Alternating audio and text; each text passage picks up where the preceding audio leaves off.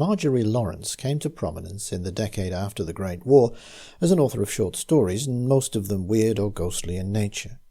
Her first collection, Knights of the Round Table, was reprinted in the 90s by Ash Tree Press. Richard Dalby, the late great Richard Dalby, edited and introduced the volume, heaping praise upon Lawrence for the diversity and originality of her work. The dozen stories in this collection purport to be told by members of a select club that meets once a month. Thus January's tale is first, while December's is the last.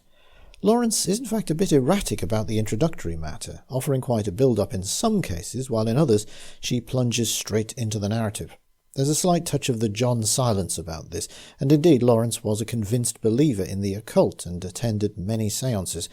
However, unlike many spiritualists, she doesn't let her imagination limit itself to bland statements about the nature of the life to come. Far from it. One of Lawrence's notable achievements is to give a well-defined but still alarming picture of a supernatural world adjacent to ours, from which various disturbing entities may intrude from time to time. Thus, in The 15th Green, the construction of a new golf course necessitates the eviction of an eccentric old man living in an unlicensed shack. The old man, predictably enough, has had dealings with unholy beings, but the way in which Lawrence builds up from the initial dispute to the final scene of vengeance is a masterpiece of careful storytelling. She perfectly captures the way sensible chaps wouldn't allow some odd occurrences put them off a round of golf, despite all the signs that they're heading for catastrophe. Likewise, The Woozle, a story in which a nursemaid invents a monster to keep a lonely child quiet, works as a clever evocation of the cruel mind games adults often unwittingly inflict on the young.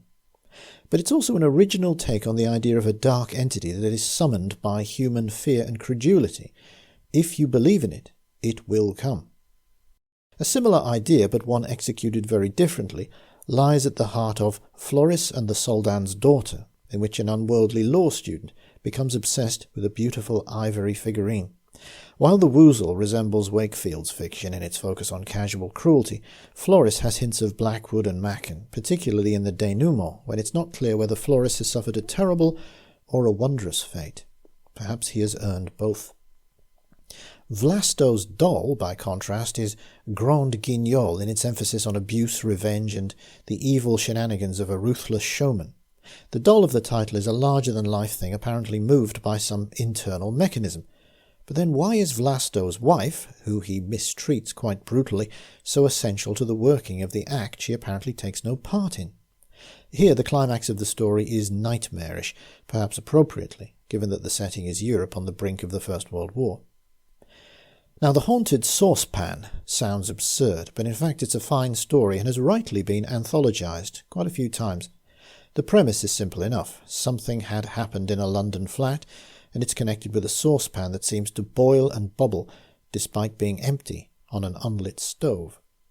The backstory is not especially original, but the execution is extremely good. Rosemary Pardo has described it as a story in the best Jamesian tradition. Slightly less effective, but still very good, are Death Valley and The Curse of the Stillborn. In both cases, the theme is the collision of Western values with those of older and perhaps stronger cultures.